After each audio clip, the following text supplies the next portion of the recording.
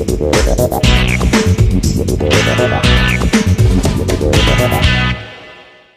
welcome to SBR Forum Videos. I'm Peter Loshak. This is part 2 of Into the Weekend with BetDSI, the call we do every Thursday with Brent, the headlines manager at DSI. We just got finished discussing college football week 9. Now we're going to take a look at NFL week 8. And Brent, let's just start right off. Again, the most controversial line, NFL line of the week is Giants at Dallas. The Giants are a very small favorite at Dallas. Again, you've got strong opinions on both sides here. I'm wondering if the betting action reflects that. Well, the betting action doesn't reflect that simply because the Cowboys bettors haven't shown up yet.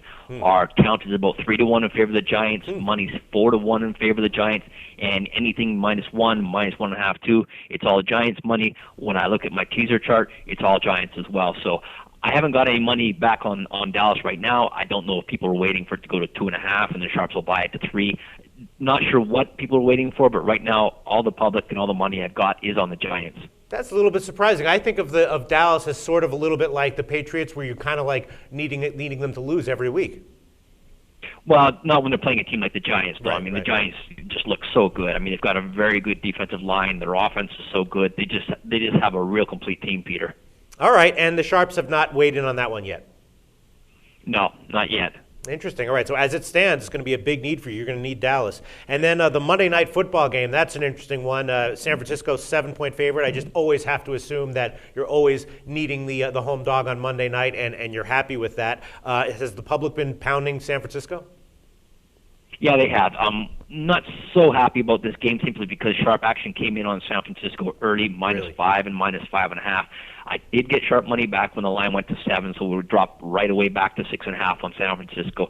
By game time, we're definitely going to need Arizona. And again, that's one of those situations where you need the home dog interdivision game on Monday Night Football. It's not a bad spot to be. If we need to get money back, we'll probably go back to 7 on San Francisco, but I can't see that lasting long. But you haven't had any sharp action on Arizona as yet?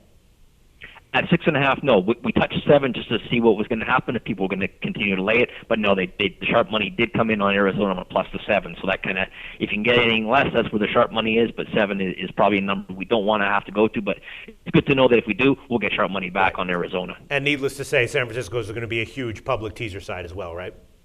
Yeah, they already are. And then there's also the big London game, the game in London, Patriots and Rams. The Pats are a 7-point favorite. I have to also assume that the public is pounding the Pats here as well. Yeah, this is a game that I'm not looking forward to. We took sharp money at New England -6.5, money that we respect.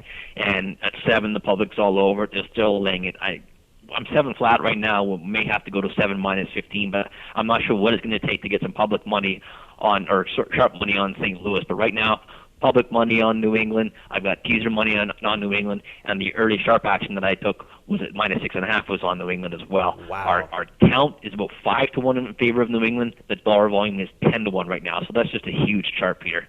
All right, so suffice to say the Patriots are one-sided action, and that's going to be a big decision for you. I mean, do you anticipate getting sharp Rams action closer to game time? I hope I get it. That's about the best I can do right now, Peter. Right. I mean, we can just hit pause and rewind on us needing whoever New England is playing. That goes basically almost every week. All right. And then is there anything else you can tell us from the rest of the NFL card this week that caught your eye in terms of notable action? Sharp sides, public sides, or stark, sharp, and public splits? Sides or totals? Well, a line that I look at and say, this line kind of seems low is San Diego at Cleveland. But if you take a look at that game and see, wow, it looks kind of low, it's low for a reason. I mean, we're sitting at 2.5 on San Diego, and it's because we don't want to go to 3 because as soon as we went to 3, we had sharp money on Cleveland. Cleveland's just one of those teams, of course, they've been so bad for so long, people don't want to get behind them. But San Francisco, especially on the road, they're just a shaky-looking team. So that's one of those things that we talk about in college, we see a lot, is where the public is on one side, sharps on the other. We've got public money on San Diego. The count is about 10-1. Money's about 2-1. And at 2.5, it's just been all San Diego. But anytime we touch close to 3, they've been jumping on Cleveland, we hit right back down. Excellent. Awesome. One more I want to talk about again is one of those ugly games, Oakland at Kansas City. Yes. The kind of game that public guys really don't want to get too involved in. But we do have sharp money on Kansas City -1. I can't back Kansas City with a whole lot of confidence, but I expect them just to run the ball. And Oakland's defense has not looked very good at all. One of those big games for us is going to be Atlanta as well. We've got both public and sharp money on Atlanta. They're at Philadelphia. So Philadelphia public money hasn't come in yet.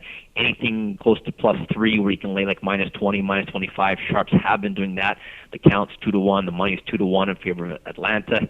And the real ugly line is Green Bay. They're at home to Jacksonville, -15.5 right now. The count's about 2-1 in favor of Green Bay.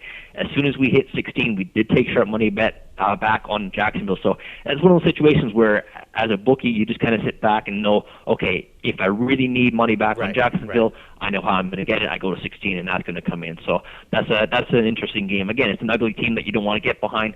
But again, with Green Bay, you could see them coming up a little bit emotionally flat playing a team like Jacksonville. So, and that money you get on Jacksonville is sharp money.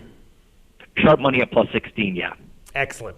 Thanks so much once again, Brent, for all this great information. Once again, I want to remind everyone he's doing us a great favor here because this is a lot of work for him every Thursday. Thanks so much. We'll talk to you again next week.